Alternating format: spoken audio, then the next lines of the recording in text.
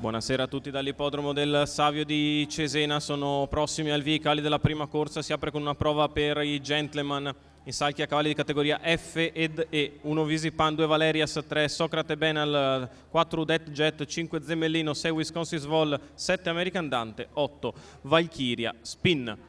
Autostart che sta per lasciare i concorrenti ed è partita la stagione Cesenate 2021.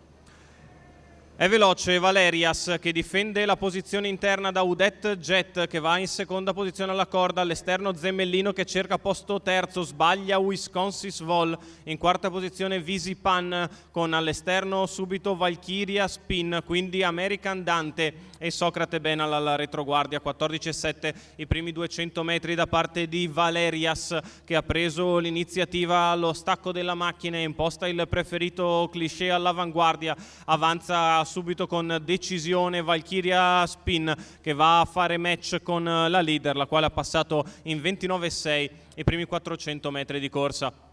Lungo la curva di sinistra Valerias in vantaggio e Valkyria che sta arrivando, poi American Dante che ha mosso al largo ed è andato a fare la seconda pariglia esterna alla corda, sempre Udet Jet a precedere Zemmellino, gli altri più indietro sono Visipan e Socrate Benal che cercano di ricongiungersi. 44,5 i primi 600 di corsa, insiste Valkyria Spin all'attacco di Valerias, 58,8 una frazione in 14,3 davanti alle tribune.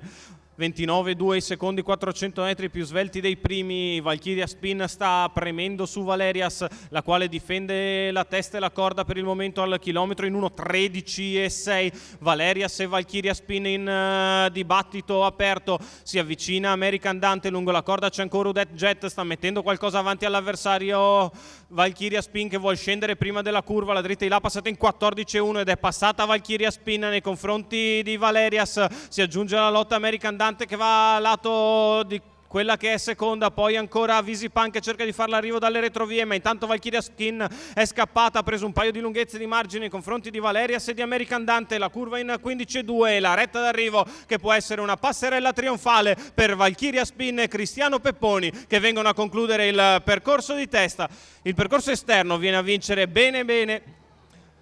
Valkyria Spin per il secondo, American Dante precede una stanca Valerias che se l'è fatta al comando. 1,58,3, 1,14,1 il ragguaglio cronometrico, Valkyria Spin che domina all'esterno il percorso all'attacco dell'allieva di Daniele Cuglini, di proprietà di Cristiano Pepponi che se la guida personalmente, la figlia di Ideale Luis che porta a casa un bellissimo assunto. L'apertura dal Savio di Cesena è timbrata